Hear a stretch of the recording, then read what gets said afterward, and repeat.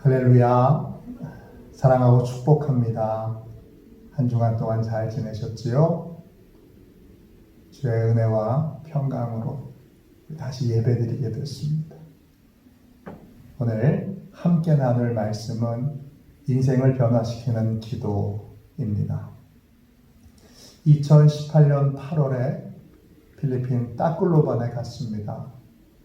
따클로반에는 사공세현 선교사님께서 계시는데 갑자기 예정이 없던 교도소 방문을 하게 되었습니다.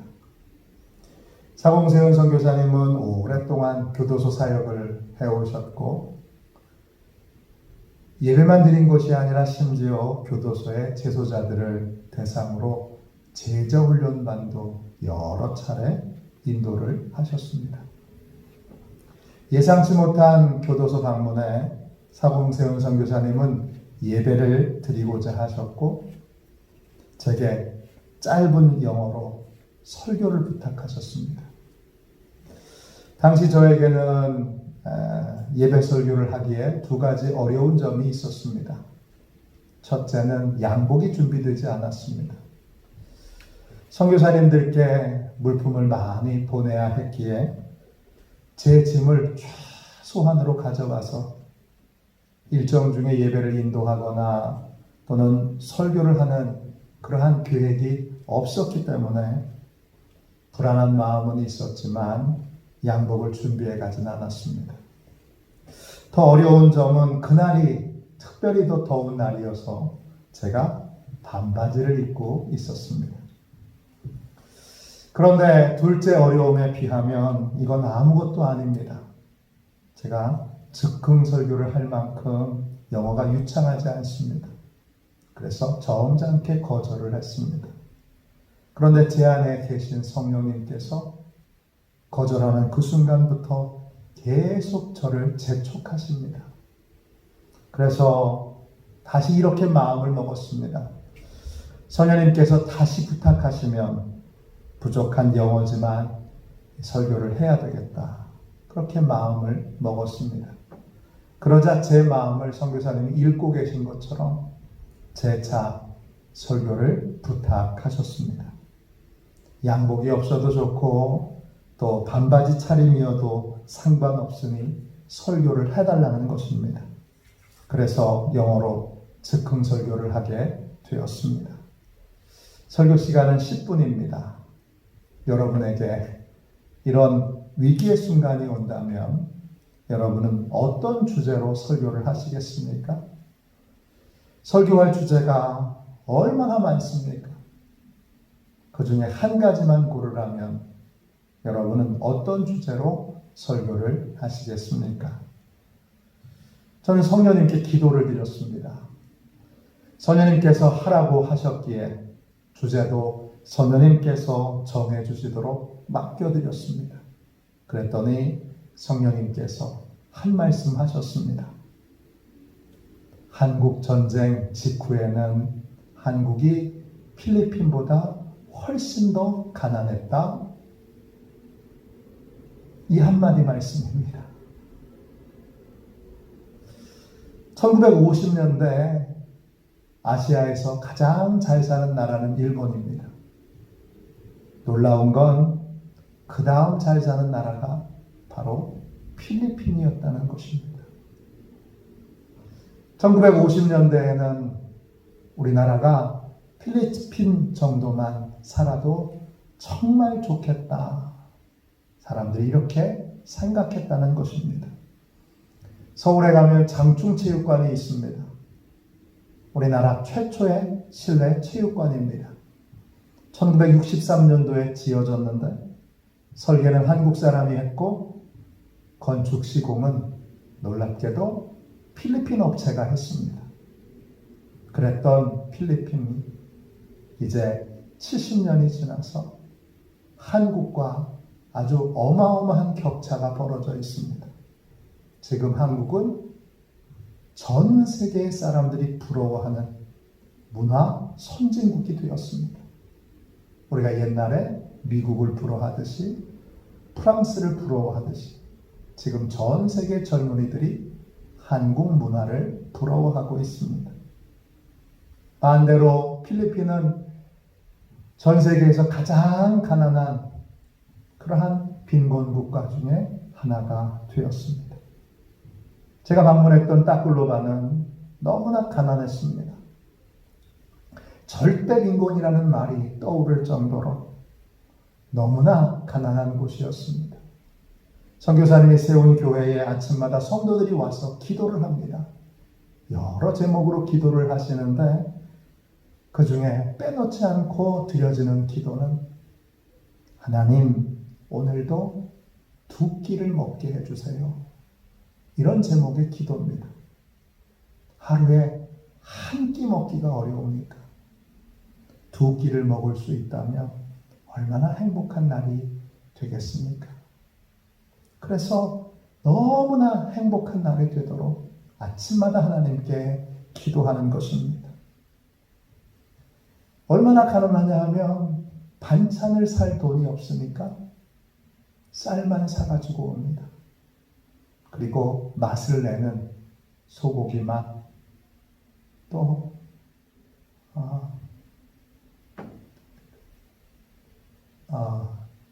닭고기 맛, 기타 등등 여러 맛을 내는 색소를 같이 넣어서 그걸로 밥을 합니다.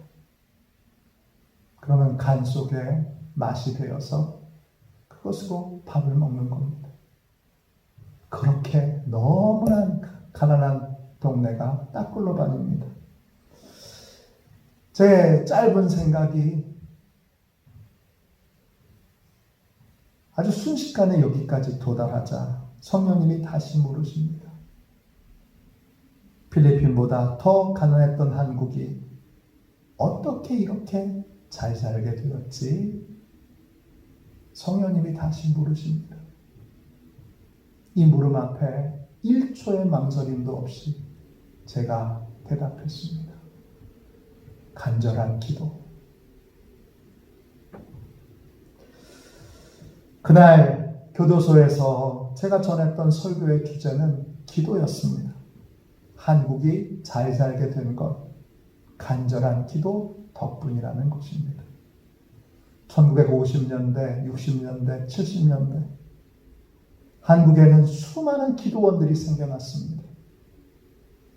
그 기도원마다 기도하는 사람들로 가득 찼습니다. 기도굴에 들어가서 기도하는 사람, 숲속에 들어가서 기도하는 사람, 또 기도원 안에서 철야 기도하는 사람 등등 우리나라는 기도하는 사람들로 가득 찬 기도하는 나라였습니다. 교회는 어떻습니까? 교회마다 이불 뒤집어 쓰고 철야하는 사람들이 많았습니다. 이런 기도가 세계에서 제일 가난했던 대한민국을 세계에서 가장 잘 사는 문화 선진국으로 변화시킨 것입니다. 기도는 모든 것을 변화시킵니다. 1만 번 기도 응답을 받았던 조지 뮬러는 이런 말을 했습니다. 이 세상에는 단 하나의 빈곤이 있을 뿐이다. 그것은 기도의 빈곤이다. 기도는 만사를 변화시킵니다. 여러분, 기도하셔야 됩니다. 기도하지 않으면 안 됩니다. 놀라운 건 기도는 언제 어디서나 다 할 수 있다는 것입니다. 기도할 수 없는 상황은 없습니다. 우리는 언제 어디서든지 기도할 수 있습니다. 신병교육대 시절에 저녁에 취침 나팔을 불면 내무반에 불이 꺼집니다. 이불 속에 이제 누워 가만히 있어야 합니다. 이때는 정말 아무것도 할 것이 없습니다. 그런데 할 수 있는 것이 딱 하나 있습니다. 그건 기도입니다. 하루 훈련을 받으면서 안전하게 지켜주신 것에 대해서 감사 기도를 드립니다. 내일 훈련받는 내용 하나하나를 하나님의 손에 올려드리며 기도합니다. 또 훈련받다가 다친 병사들을 위해서 기도합니다. 또 여러 가지 일들에 대하여 하나님 앞에 기도합니다. 또 신명교육 때 식당에서 배식을 받기 위해 줄을 설 때에는 고개를 두리번거리면 안 됩니다. 앞사람 뒤통수만 쳐다봐야 합니다. 정말 할 것이 아무것도 없습니다. 그런데 할 수 있는 게 있습니다. 기도입니다. 아침 식사, 회식을 위해 줄을 설 때에는 오전 훈련을 위해서 기도합니다. 점심 식사 위해서 줄을 설 때에는 오후 훈련을 위해서 기도합니다. 저녁 식사, 배식을 받기 위해 줄을 설 때에는 저녁 훈련과 야간 훈련과 또 취침 점호를 위해서 기도합니다. 이렇게 기도하니까 훈련 때마다 도우시는 하나님의 손길을 느낄 수 있었습니다. 아주 생생하게 느꼈습니다. 기도를 통해 신병교육 때 시간이 제게는 하나님과 동행했던 정말 행복한 시간이 되었습니다. 이렇게 기도는 만사를 변화시키는 은혜의 통로입니다. 오늘 함께 읽은 말씀에 보면 예수님께서 일행들과 함께 여리고성에 들어가십니다. 그곳에서 한 남자를 만납니다. 이 남자는 눈이 보이지 않는 맹인이었습니다. 직업을 가질 수 없기에 길가에서 구걸을 합니다. 이 남자는 우리에게 기도의 능력을 깨우쳐 줍니다. 어떻게 기도해야 되는지도 알려줍니다. 또 그 기도에 예수님이 어떻게 응답하시는지도 자세히 꼼꼼히 알려주고 있습니다. 이번 주와 다음 주, 우리 2주에 걸쳐서 이 남자를 통해 인생을 변화시키는 기도, 이 기도의 능력을 함께 체험하려고 합니다. 맹인인 이 남자는 예수님과 일행이 지나간 소리를 듣고 주변에 있는 사람들에게 이렇게 묻습니다. 무슨 일이 있는 거요? 주변에 있는 사람들이 이렇게 알려줍니다. 나사렛 예수께서 지나가신다오. 주변에 있던 사람들은 아무도 예수님께서 여리고성에 오시는 것이 인생을 변화시킬 수 있는 특별한 기회라고 생각하지 않습니다. 그들에게 예수님은 촌동네 나사렛 출신으로 선지자 노릇을 하는 여러 사람들 중에 한 사람일 뿐입니다. 그러나 맹인은 다릅니다. 맹인은 예수님께서 지나가신다는 소식을 듣고 예수님을 향해서 소리를 지르기 시작합니다. 누가복음 18장 38절입니다. 맹인이 외쳐 이르되 다윗의 자손 예수여 나를 불쌍히 여기소서 하거늘. 맹인은 예수님을 다르게 부릅니다. 그는 예수님을 다윗의 자손이여 라고 부릅니다. 구약 예언자 이사야와 예레미야는 구원자가 다윗의 자손 중에서 나올 것이라고 예언을 했습니다. 다윗의 자손이란 구원자를 의미합니다.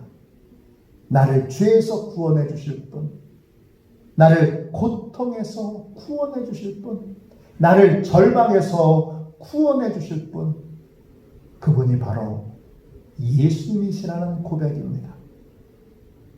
기도란 무엇입니까? 첫째, 기도란 예수님께서 구원자이심을 믿고 소리내어 예수님을 내 삶의 자리에 초대하는 것입니다.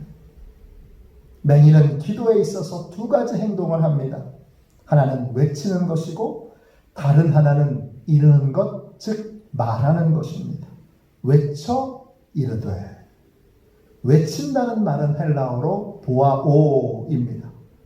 큰 소리로 부르다, 소리치다, 외치다 등을 의미합니다.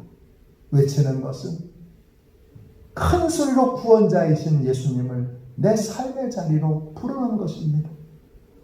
예수님을 내 삶의 자리로 초대하는 것이 바로 기도입니다.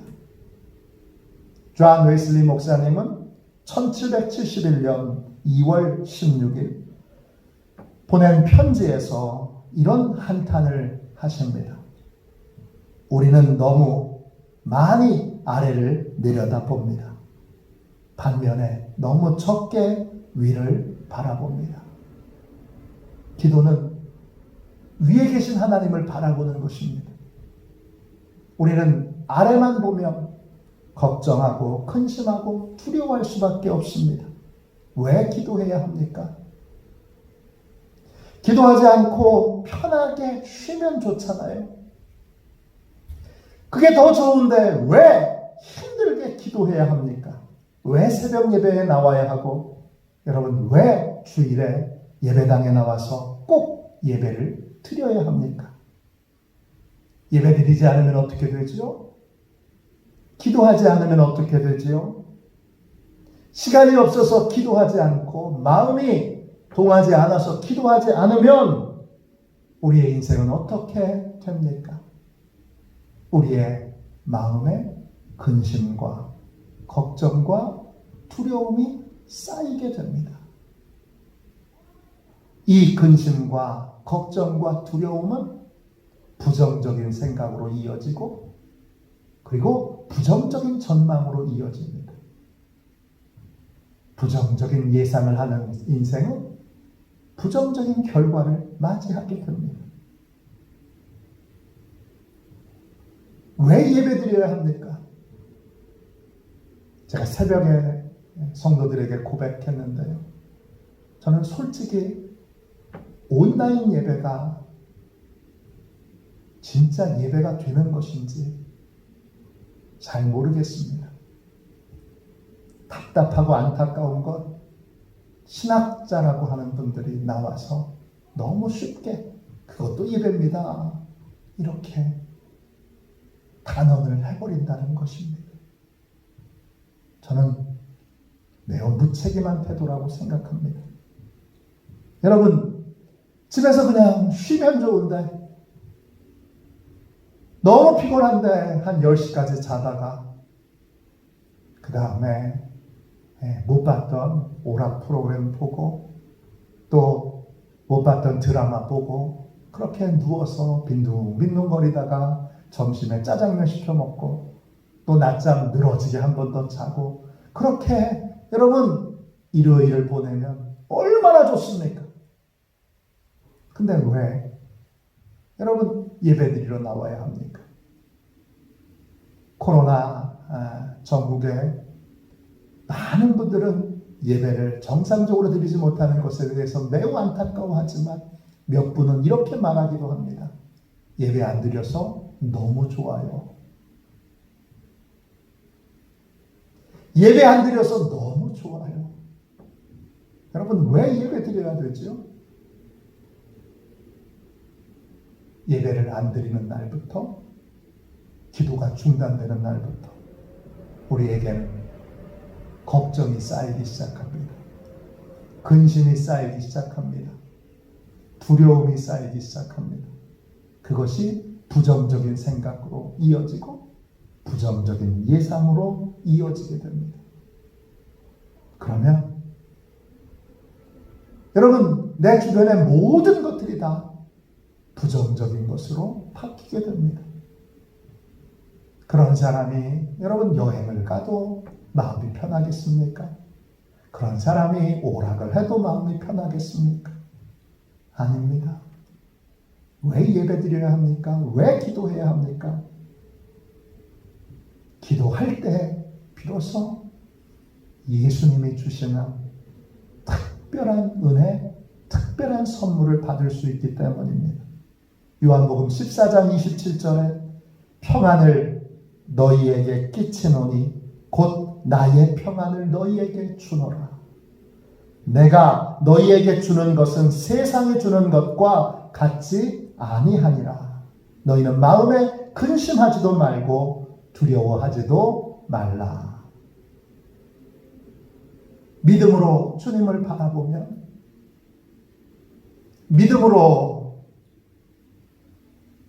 주님께 예배드리면, 믿음으로 주님께 기도하면 예수님은 세상 어디에도 얻을 수 없는 평안을 우리에게 주십니다. 그 평안은 우리에게 소망을 주고 우리에게 믿음을 줍니다.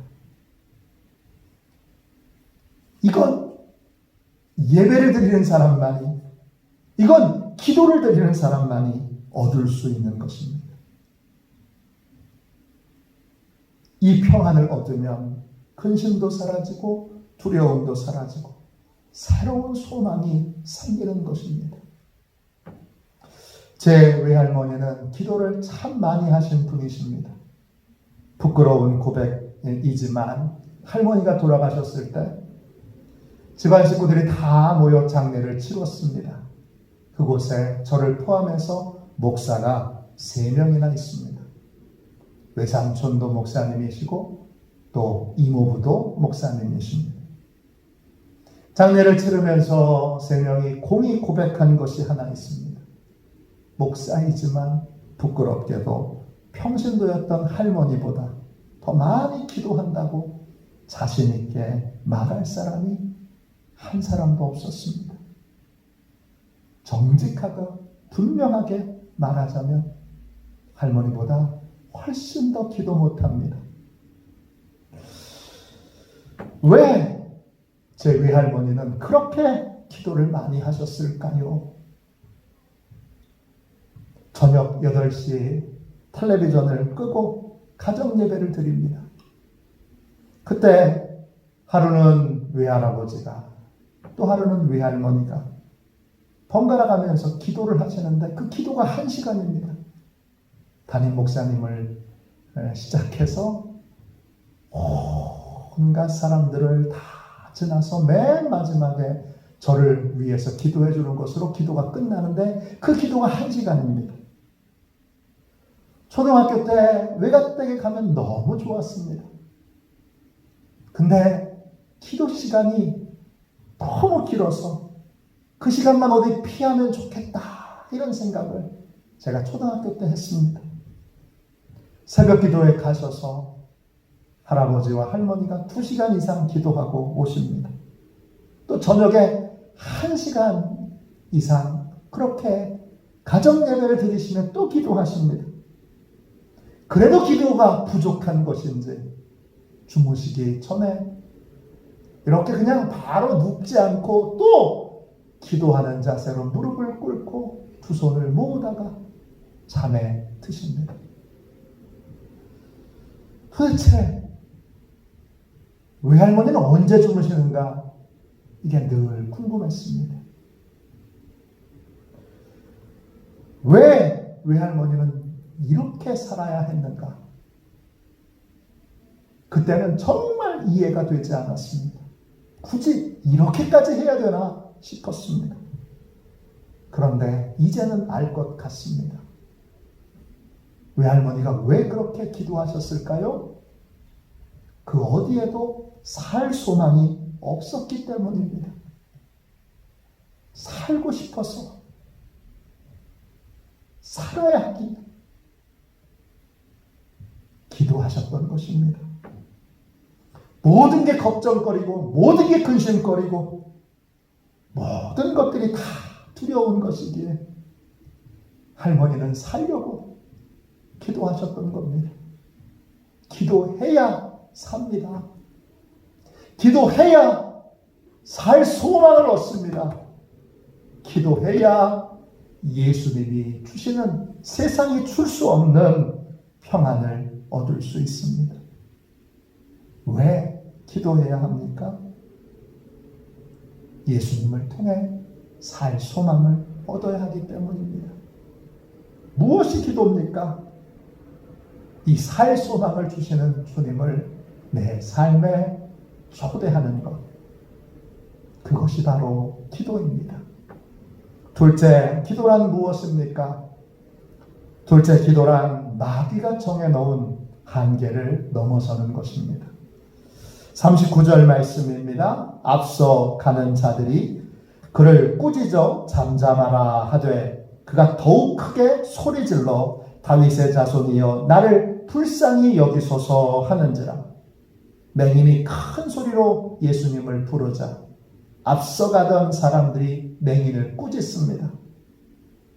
우리는 믿음으로 기도할 때 기도하지 못하도록 방해하는 일들이 생긴다는 사실을 반드시 기억해야 합니다. 그 방해의 배후는 사단입니다. 눈에 보이는 건 사람이 방해하는 것이고 환경이 방해하는 것이지만 기도를 방해하는 궁극적인 그러한 존재는 사단입니다. 여러분, 영적 원리 가운데 꼭 기억하셔야 될 원리 중에 하나, 병행의 원리라는 것이 있습니다. 좋은 일과 힘든 일이 언제나 함께 온다는 것입니다. 유대인의 속담에 낙타가 오고 있다라는 속담이 있습니다. 그 낙타에는 우리가 원하고 소망하는 귀한 선물들이 실려져 있습니다. 귀한 선물을 가득 싣고 낙타가 오고 있습니다. 그런데 이 속담에는 이런 글이 붙어 있습니다. 그때 낙타의 그림자도 함께 온다. 선물은 선물만 오지 않습니다. 선물이 올 때 반드시 힘들고 어려운 일도 함께 옵니다. 힘들고 어려운 일도 마찬가지입니다. 힘든 일은 힘든 일만 오지 않습니다. 반드시 좋은 일도 함께 옵니다. 이것이 병행의 원리입니다. 기도하면 하나님이 일하십니다. 그런데 하나님만 일하시는 것이 아니라 사단도 방해를 합니다. 맹인이 부르짖자 사방의 사람들이 일어나서 기도하지 못하도록 맹인을 꾸짖습니다. 꾸짖는다라는 말은 헬라어로 에피티마오입니다. 이 말은 두 개의 단어가 합쳐진 말입니다. 에피와 티마오입니다. 에피는 적당한 이란 뜻이고 티마오는 가치를 매긴다 이런 뜻이에요. 꾸짖는다는 말은 그 사람에게 그 사람의 가치를 적당히 정해놨는데 그 사람이 그 가치를 넘어선 행동을 할 때 가해지는 그러한 위협, 가해지는 핍박, 가해지는 공격, 이것이 꾸짖는 것입니다. 이때 가치를 누가 정해놓습니까? 하나님이 아니라 사단이 정해놓습니다. 사단은 자신이 정해놓은 가치 이상을 넘어서는 것을 용납하지 않습니다. 사단의 눈에는 맹인은 맹인으로 살아야 합니다. 근데 맹인이 기도하는 건 분수를 모르는 짓입니다. 맹인이 눈을 고쳐달라고 부르짖는 건 이건 분수를 모르고 설치는 그러한 일이 되는 것입니다. 사단이 정해놓은 가치에 따르면 맹인은 그냥 맹인으로 살아야 합니다. 구걸하던 사람은 그냥 구걸하던 사람으로 계속 인생을 살아야 합니다. 그런데 이 맹인이 다른 삶을 살기 위해서 구원자이신 예수님을 부르고 있습니다. 사단의 입장에서는 분수를 모르고 설치고 있는 것입니다. 그래서 사단이 사람들을 동원해서 잠잠하라고 꾸짖고 있는 것입니다. 기도는 이 사단이 정해놓은 가치를 극복하는 것입니다. 기도는 방해하는 것들을 극복할 때, 넘어설 때 비로소 진짜 기도의 세계가 열리게 됩니다. 방해하는 것들에 굴복해서 에이, 그렇지 그러면서 기도를 중단하며 기도의 세계는 열리지 않습니다. 제가 첫 번째 설교집을 낸 나이는 33살입니다. 저도 이렇게 어린 나이에 설교집을 낼 줄을 몰랐습니다. 제가 설교집을 출판하게 된 계기는 사로 청년부 회장이 선출됐는데 그 남자 청년이 저를 찾아와서 이렇게 물었습니다. 늘 목사님께서 청년들 한 사람 한 사람 위해서 기도해 주시는데 저도 목사님을 위해서 우리 청년들도 목사님을 위해서 기도하고 싶습니다. 한 가지 기도 제목만 알려주십시오. 그래서 제가 설교에 관심이 많고 말씀 준비하는 것에 관심이 많기에 언젠가는 설교집을 좀 내면 좋겠다 이런 마음으로 나는 설교집을 출판했으면 좋겠다 그렇게 기도 제목을 적었습니다. 물론 제 마음에는 10년 후, 20년 후에 그런 일이 있었으면 좋겠다는 뜻입니다. 그런데 청년들이 그때부터 기도하기 시작했습니다. 뜨겁게 기도했습니다. 그런데 희한한 일이 벌어졌습니다. 불과 몇 달이 지나지 않아서 제가 설교집을 낼 수 있는 환경과 설교집을 낼 수 있는 상황이 됐습니다. 설교집을 내면서 여러 번의 고비가 있었는데 담임 목사님도 허락해 주시고 다 돼서 결국 이제 설교집을 내는데 그 고비고비마다 어려울 때마다 사단이 제 마음에 계속 이렇게 참소를 합니다. 그러면 그렇지. 네가 짓게 뭘 해. 네가 하는 게 다 그렇지 뭐. 제 마음이 약해질 때마다 제가 그 사단이 정해놓은 울타리 안에서 벗어나지 못하고 허덕일 때마다 신기하고 놀라운 것 청년들은 더 오래 더 간절히 기도를 했습니다. 결국 많은 어려운 조건을 이기고 책이 출판되었고 신문에도 광고가 나게 되면서 꽤 많이 팔린 그러한 설교집이 됐습니다. 제 첫 번째 책 요나의 기도입니다. 기도는 사단이 정해놓은 한계를 넘어서는 것입니다.